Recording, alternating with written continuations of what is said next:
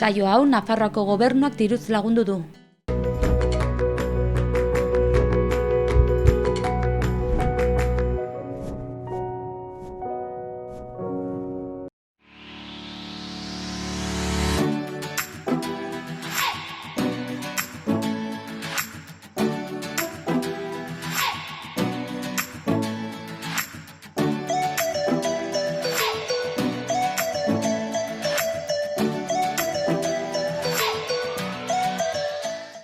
Arratsaldeon, gaurkoan elkarrizketa bat izango dugu Karmele Gomez eta Iker Iberorekin Planetorioak antolatutako ikastaro batzuei buruz hitz egitera. Saio amaieran berriz, Atarrabiako kulturetxean egondako argazki erakusketa bat erakutsiko dizuegu. Baina orain has gaitezen gaurko eguneko edukiekin.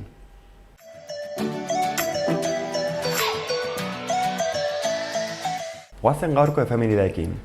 Gaurko egunean, ekainaren 20an, 1923 urtean, Clara Zetkin, Alemaniako politikari, feminista eta komunista hil egin zen. Urte batzuk geroago, 1947an, Benjamin Baxi Siegel, gangsterra eta Las Vegas hiriko sustatzaile nagusitako bat, bere Beverly Hillseko etxean tirokatuta hil zuten.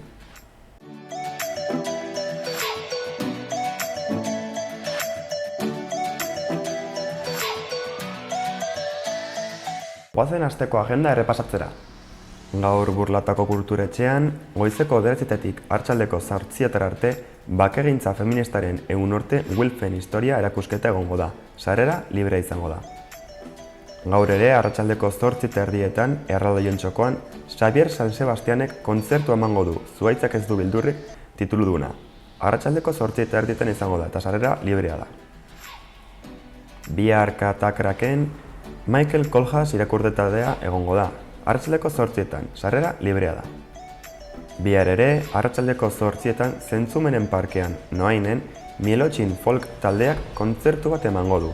Sarrera librea izango da eta Noaingo kulturetxean egongo da, antolatzen du. Larun batean berriz, goizeko 11:00 Floor in Flames breakdance txapelketa egongo da. Lapurbide enparantzan, Antsoinen. Sarrera librea izango da. Larun baten ere, arratsaldeko 8:00 Baluarten Euskal Opera, Errusiar Opera berriz elkartzea, Nafarroako abesbatza lirikoen emanaldia egongo da. Sarrerak 5 euro kostatuko ditu. Larun batean ere, arratsaldeko 8:00 Phoebe Box Condestablen Charles Chaplin zinema zikloa egongo da. Laburpetroiak erakutsiko dira eta sarrera libre izango da.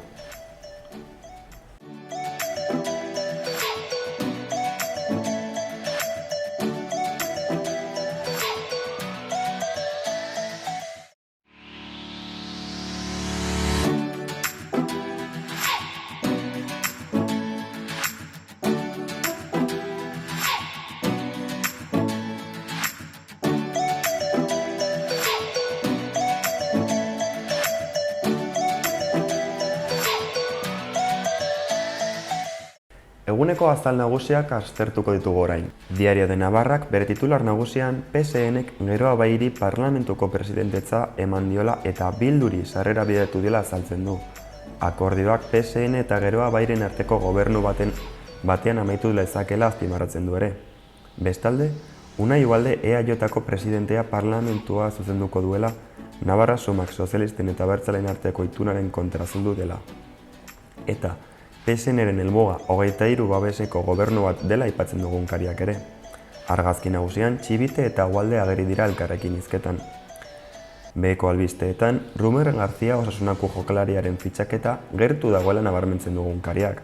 Bestalde, Luis Enriquek Espainiako selekzioa utzi duela eta Robert Morenok zuzenduko duela ageri da. Castor Fantova Espainiako hegaldi akrobatikoko errege dela azaltzen dugun kariak ere. Eta azkenik, Frantziak Josu Urritikoetxea libre utzi duela eta orduak geroago berriz atxilotu duela azpimarratzen du. Diario de Noticiasek bere titular nagusian parlamentuko mahaiko akordio plural batek Txibiteren inbestidura ireki dezakeela azaltzen du. Unai Ugaldek kamera zuzenduko du eta 30 boto eskuratu dituela. Sozialistek Bilduren presentzia onartu dutela ere argitzen du egunkariak, pleno tentxo baten ondoren. Argazki nagusian, Ugalde eta Txibite ageri dira elkarri besarkatuz. Ondoan, alderdi ezberdien iritziak ageri dira. Ugalderen deklarazioak ageri dira bere konpromiso aldarrikatuz, bestalde, Esparzak PSN eta Bilduren arteko akordioa dagoela uste du, Geroa Baik Mahaiak biztanleriaren eskakizunetara erantzun egin duela adierazi du, eta Bakartxo Ruizek gainera bildu berazko dela azaldu du gobernu progresista bat eraikitzeko. Beheko albisteetan berriz, Maristasek irakasle baten abusuak adiretzera eman dutelaren artxiboak aurkitu dituela nabarmentzen du. Bestalde, Levante taldeak Ruben Garziaren traspasoa heltzear dagoela adierazi du. Euroagindu batek Urritikoetxearen askatasuna eten egin duela azpimarratzen du egunkariak ere, eta azkenik, Konekta Fikzion, Txileko proiektu bat eta Espainiako 3 segitu egin dituela aipatzen du. Gara egunkariaren titular nagusian, justiziak Urritikoetxea askatu duela eta poliziak berriz atxilotu duela aldarrikatzen du. Pariseko apelazio tribunalak goizean askatu zuen Urritikoetxea eta arratsaldean euroagindu baten bidez berriz atxilotu zuen poliziak. Bestalde, Ertzaintzaren aitzakiak salatzen ditu egunkariak ere. Argazki nagusian, Uhaldek mahaia zuzenduko duela azaltzen du non Bilduk presentzia edukiko duen. Penoko argazki bat ageri da non hainbat parlamentariek Uhalde txalotu egiten dute. Presidente ordetzak PSN eta Navarra Sumak lortu dituzte eta independentistek idazkaritza postu bat lortu dute ere. Azkenik, Unai Uhalderen profil azterketa egiten du egunkariak. Berria egunkariekin jarraituz, bere titular nagusian epaileak askatu orduko poliziak Urritikoetxea atxilotu duela azaltzen du. Bertan, euskal presoa Gatibuden kartzela ageri da. Goiko partean, Aimar Olaizola pilotariaren esaldi esanguratsu bat ekarri dute azalera. Beheko argazki nagusian, Nafarroako parlamentuko mahaia osatzen duten kideen argazki bat ageri da. Geroa baik zuzenduko du parlamentua eta Bildu barruan egongo dela azalduz. Ondoko albisteetan, NBR-en ikerketak Saudi Arabiako printzea Khashoggiren hilketarekin lotu duela adierazten du egunkariak. Bestalde, Zumaiako horma famatuari buruzko albiste bat ekarri dute azalera, non 2016tik hona eduki duen ibilbidea errepasatzen dute. Iritzi artikulu bat ere ageri da portadan Inigo Aranbarri eta Jose Luis Otamendi idazleek idatzitako. Azkenik, kazetaritza, literatura eta beste senide batzuk titulatutako albistea ageri da ere.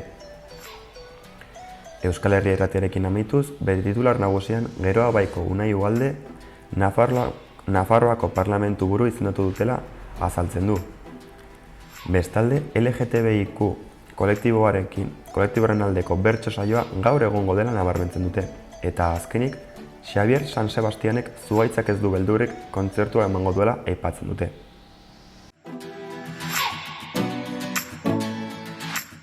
Eguneko albiste nagusi emango digu paso orain.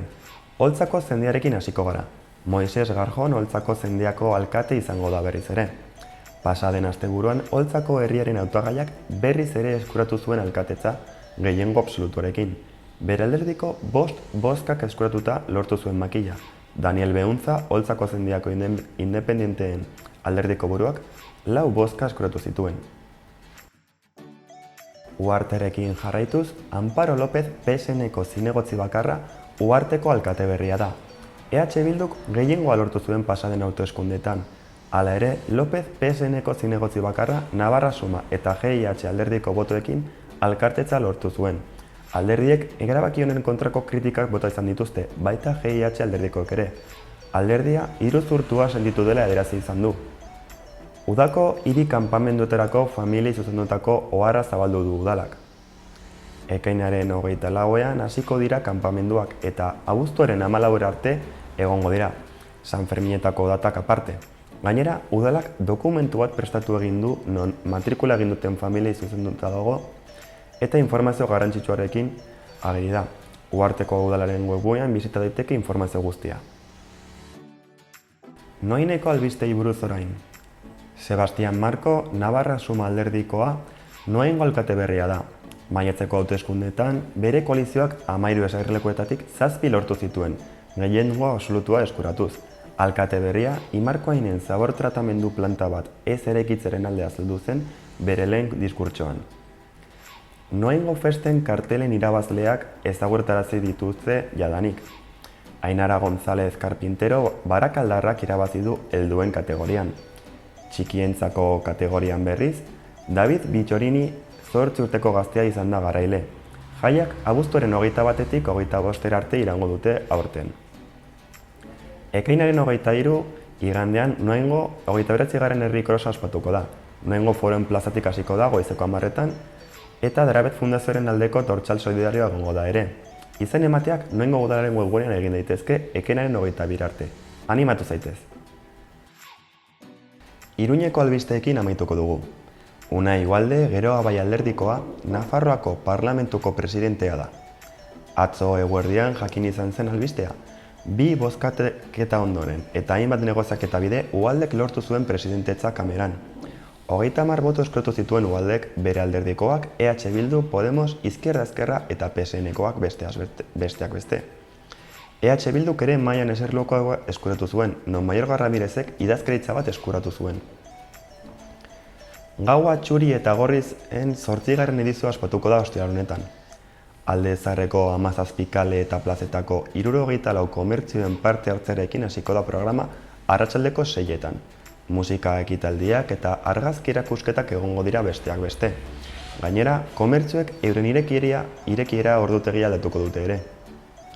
Alkohol eta drogei buruzko informazio guneak Sanferminetan jarraituko dute.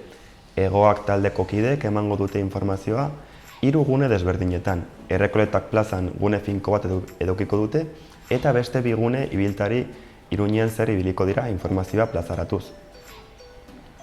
Poliziak 2 lagun atxilotu ditu gaur goizean. Terrorismoa goraipatzea leporatu diete 2 lagun hauei. Iruñetik korrika pasa zenean euskal presoen argazkiak ateratzeagatik. Sortu alderdiak bere sare sozialetan atxiloketak salatu ditu eta atxilotuen askatasuna aldarrikatu du ere.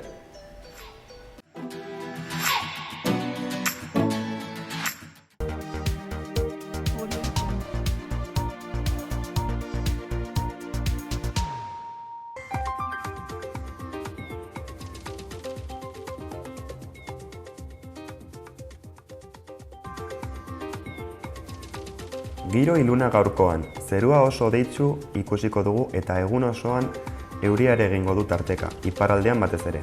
Dena den, egunaren bigarren partean baliteke hegoaldean zaparrada trumoitsuren bat botatzea. Ipar eta ipar-mendebaldeko haizea ibiliko da eta temperatura nabarmen jaitsiko da, 18-20 gradu ingurura. Bihar ere fresko jarrituko du. Egunaren lehen zatian hodei asko izango ditugu eta euria ere egingo du. Goizaldean baliteke ekaitzak ere jotzea. Arratsaldeak aurrera egin ahala, ordea atertzera egingo du eta hodeitza sarrituz joango dira. Haizeak iparraldetik joko du beste behin ere, eta temperatura gehienez 16 eta 19 gradu artean ibiliko da.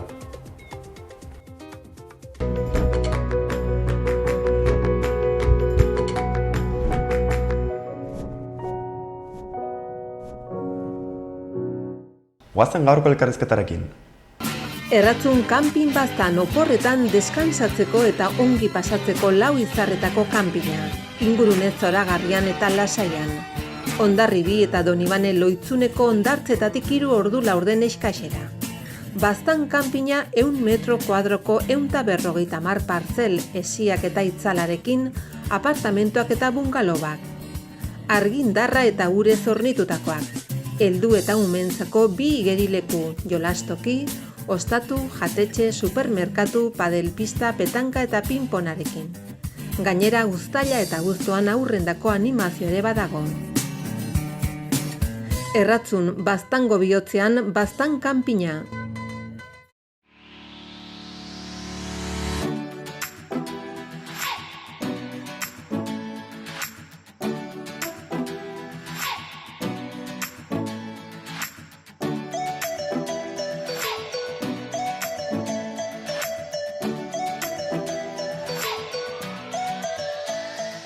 Kaixo, honengoan, elkarrizketa bat izango dugu Carmele Gomez, Esten Planetaren koordinatzailea Iruñeko Planetarioan, eta Iker Ibero, irakaslea eta animazioan aditua. Kaixo bioi? Kaixo. Kaixo, zer moduz? Eta zuek? Bale, hasiko gara esanez, Iruñeko Planetaren ikastaro batzuk prestatu dituzutela, bertan irakasle izango zara, Iker, eta galdera da, ze mototako ikastaroak prestatu dituzuten. Bueno, ikastaro hauek izanen dira realitateare agotua ikasteko, asmentako ikastaroak izanen dira, eta hurbildu nahi duten entzat prestatuta. Hau guztia ulertzeko, erranbarko genuke Esten Planetaren baitan prestatu ditugula, eta Esten Planeta bada Nafarroako gobernuak prestatu duen hezkuntza programa bat, STEM zer den ezagutarazteko. STEM da, inglesez, zientzia, teknologia, ingenieritza eta matematikak biltzen dituzten ikasgaiak, eta horietara hurbiltzeko Iruñeko Planetarioan programa hau dago, hain zuzen ere, Nafarroako Gobernuaren industriako sailaren arabera antolatuta. Hor, badago atal bat industria grafikoak bultzatzeko, eta industria grafikoen irakaslea baita Iker Ribero, bera aldi berean STEM mentorea izanta edo STEM bultzatzeko aholkularien taldean egonik, hortik sortzen da elkarlana. Ikastor hau, edo hauek, nori zuzendatu daude? Bueno, 11 urtetik gorako pertsonentzat, eta rateguntelek 11 urtetik gora, eran nahi dut, 52 urteko norbaitek interesa badu ere, ongi etorri izanen dela. Azken finean gauza oso berriak dira, berritzaileak, eta jakin mina duen edo norentzat. Ikastaroan, zer mototako programak erabiliko dituzu? Bueno, hasiko gara Blender programarekin, 3Dko modeloak programa bat egiteko da, eta dohainik, programa hori dohainik da, eta oso egokia da ikastaro hauek emateko. Eta gero, aplikazioa egiteko Unity programa erabiliko dugu industria potentean, bideojokoen industrian erabiltzen den programa oso potentea da. Eta hor, bi programa horiek erabiliko ditugu ikastaro honetan. Oso ongi. Zein egunetan eta zein izango den ordutegia? Orain 3 txanda gelditzen zaizkigu, lehenbizikoa ekainaren bukaeran, datorren asteartetik hasita, goizez, 25etik aurrera, eta gero abuztuan beste 2 txanda. Tailerrak hainbat egun irauten ditu, asteko kanpamentu bat bezala planteatzen dugu, eta beraz, etorri nahi dutenek, lau egunez jarraian etorri beharko dute. Beraz, ekaineko txanda eta gero, abuztuan 6an gaztelaniazkoa eta 27an hasita euskarazkoa. Komentatu duzun bezala, tailer bat euskaraz da. Zer dela eta animatu zarete euskaraz egitera tailer bat? Bueno, lehenik eta behin, euskara garelako, euskara maite dugulako, eta uste dugulako ere, eskaintzan euskara egon behar duelako. Baita ere, aipatu nahiko nuke, zoritxarrez, euskaraz planteatu genuen lehenengoa, bertan bera utzi behar izan genuela, ez zelako inor ere apuntatu. Orduan, euskaraz ikastaroak planteatzeko, euskaldunak animatzea behar dugu, bestela ezinezkoa da planteatzea horregatik. Keinu berezia abuztuaren 27an hasiko den nazioarteko egoitza espaziala diseinatzeko tailertxo horri, etorkizunean ere euskaraz programatu ahal izateko. Noski. Lehen aldia da, mota honetako ikastaroak eskaintzen dituela planetarioak edo guztiz berria den kontua da? Tailerrak ikastaroak aspaldidanik egiten ditugu, baina modu honetan, tematika honekin eta Iker bezalako pertsona batekin, gero ikusiko duzu bere esperientzia sekulakoa dela, lehenbiziko aldiz. Beraz, luxu bat da, berarekin egotea eta espero dut jendea animatzea. Iker, zuri buruz pixkatiz eginez, kontego zu pixkat zure kurrikuluma edo zuri buruz? Bai. Bueno, ni hemen Iruñan hasi nintzen ikasten, bideojokuen karrera, diseinu eta garapena, eta gero Donostira joan nintzen master bat egitera efektu bisualen inguruan. Zinemarentzako, telebistarentzako eta pixkat mundu horretan. Eta hori bukatuta joan nintzen Madrilera, Rantziton lan egitera, eta bertan hainbat pelikula, telebistako serieak egin genituen eta baita ere publizitatea asko egin genuen. Eta gero hemen berriro Nafarrora itzuli naiz, ni nahi nuen ona itzultzea. Eta orain klase ikasi nuen lekuan, hemen Iruñan, Navarran, berriro bueltatu naiz, baina orain irakasle moduan. Karrera berdinan, diseinu eta garapena, bideojokoen diseinu eta garapena, baina orain irakasle bezala. Eta hori da pixka bat nire historia. Esan duzu, el Ranchito enpresan lan egin zenuela Madrilen, enpresa hau, justo, adibidez, Game of Thrones bezalako telesail batean lan egin izan du, bertan izan zinen lanean? Bai, bertan Esan nuen, sorte ona bertan egoteko momentu justuan, eta bai, hori Game of Thrones serian egon nintzen lan egiten, eta, bueno, orain dela hilabete batzuk, justo kapitulu bat egin genuenan, osea, egin genuen kapitulu horretan, emi batekin saritu genituen, eta, osea, gintuzten, eta, bueno, oso esperientzia ona izan zen, asko ikasi nuen eta ikusi nituen gauzak, bertan egoten ez bazara, ikusteko oso zailak direnak. Eta esperientzia oso ona, increíble. Ez dago hitzik. Ez dago hitzik, batez ere, niri ematen zintuzten, zidaten plano batzuk, planoak, eta hori zen un desierto, zegoen ezer. Eta gero gu ikusten den guztia, gero ikusleak ikusten duen guztia, digitalez eginda dago. Gehiago, 80 digitalez eginda dago. Eta, bertan gaude gu, detrás de las cámaras hor lantzen eta gauzak egiten, ez? Mardula baina, ongi segitua. Bai, hori da. Baina, gero anekdota batzuk daude, adibidez, zaldi bat egin genuen, digitalez, zaldi bat hilda. Eta, zaldi hori bakoitzeko, baziren bozaldi, eta hilabete bat edo horrelako denbora egiteko. Eta gero, saioa ikusi genuen, eta atera zen 10 segundu horrelako gutxiago behar bada, Eta, elurrarekin eta ezer ikusten. Baina horrelako gauzak gertatzen dira ere. Azkenean ere, detaiak ipini behar dituzute. Claro, detaiak jartzen ditugu, zen gero ez dakigu behar bada plano azken momentuan aldatuko dela, edo beti aurreratu behar dugu hori eta egiten duguna beti kalidade oso handikoa. Baina ez pizkat aldatuz, hemen ere zaudela, Irude Navarra enpresa sortu izan duzu, ezta? Bertan, zer motatako lanak egiten dituzu? Batez ere, berreskurapen digitala. Ni txikia nintzenean, hainbat ruina ikustera joan nintzen, eta hori, eta beti nire aurra nintzenean, nire ikuspegitik esaten, eta nola izango zen hau bere garaian, ez? Momentu horretan, Madrilen nengoen bitartean, esan nuen, zei deiona, ez, kombinatzea, berreskurapen digitala, ez, eta teknologia berriak, historia eta teknologia berriak kombinatutak. Eta orduan, Irude Navarra egin nuen, eta, ja lantzen ari dugu hainbat proiektu, genuen Santa Crizeko hiri erromatarraren berreskurapen digitala, eta orain, ja Nafarroko kanpotik ere lan egiten ari dugu, eta oso pozik, zeren gustatzen zait, eta azkenean hori da bentaja bat. Primeran, ja, bideojokoak, diseinua, animazioa, montako ikasgaiak landu nahi dituen pertsona bati, zer motatako aholkuak emango zenizkioke?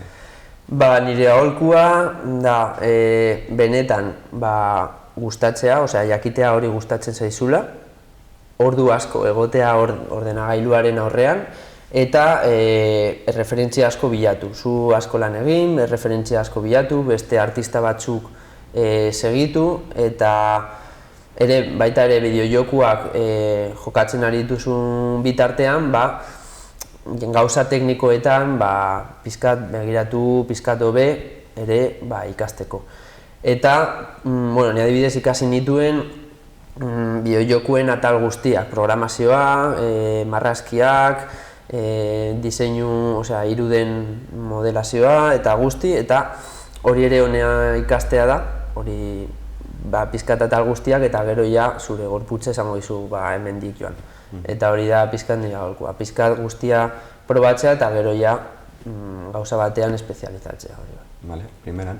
Nik, barkatu ipatu nahiko nuke ere, bideojokoetan pentsatzen dugunean batzutan, edo batzuk pentsatzen aldute bakarrik oso estereotipata dugun ideia, bakarrik jolaztearena, baina berak aipatzen duen sorkuntza prozesu horren baitan, badagoela aukera asko eta asko batzutan pentsa ezinak, edo guk adibidez pixkat hezkuntza mundura ekarriko dugun aldaera bat, ez? Orduan, kotxean gentozenean komentatzen genuen, neskak batzutan ez direla hainbeste animatzen, ze igual badugun irudi tipikoa da, gehien bat mutiko bat, ez? Jolasean, are gehiago ere, pertsona helduotan ere osoikoa da mutilak, gizonak ere elkartzea bideojokotan aritzeko. Baina, ez dela bakarrik gizonentzako mundua, ez neskentzako mundua, baizik eta gogoa duen edonorentzat eta neskak ere animatzea dei txiki bat. Bai. Geroz eta emakume gehiago jolasten dute bideokotara, eta ikusten da nola... Bai, egia da, baina hori zen aipatzaren ikuspegi zabal bat eraikitzerakoan. Eta noski, gero eta gehiago eta nahi duten entzat gauza guztiak, ez? Bakarrik izan emakume. Ja, horren gorteari begira, motonetako ikastaroak prestatu dituzute, edo oraindik ere lanean zaudete beste zer egiteko, ez dakitzuk ere animatuko jatekeen beste urte bat ere parte hartzera? Asmoa da baietz. Gauza da, Planeta STEM hezkuntza programaren nahiko jaio berria dela eta probatzen ari gara. Esan bezala lehenbiziko txandan gaude, nik uste dut tailer interesgarriak prestatu ditugula. Ikusiko dugu zein den evoluzioa eta ere ikasiko dugu. Zeren tailerra egiten duzunean, erraten duzu, hau pentsatzen genuen horrela funtzionatuko duela, sartuko dugu hobekuntza hau. Baina, asmoa behintzat jarraitzea da. Hori, batez ere, ojala gero hemendik proiektu edo ikastaro berri batzuk egiteko asmoa duten, eta nire partez ados, nire partez egiteko. Baina, gauzak ondo ateratzen diren, jende animatzen den, eta urteetan ere jarraitu zakezuten programa honekin. Ongi. Mila esker etortzagatik bihoi, eta hurrengo baten ere ikusi garen. Ongi, zuri. Eskerrik asko zuri. Mil esker.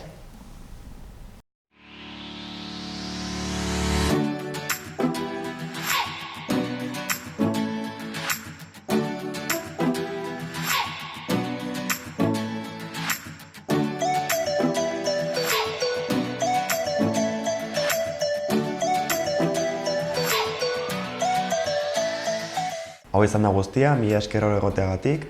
Orain, Atarabiako kulturetxean dagoen esposaketa batekin utziko zaituztegu.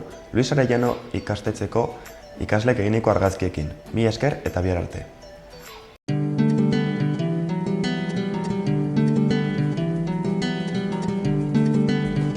Saio hau Nafarroako Gobernuak diruz lagundu du.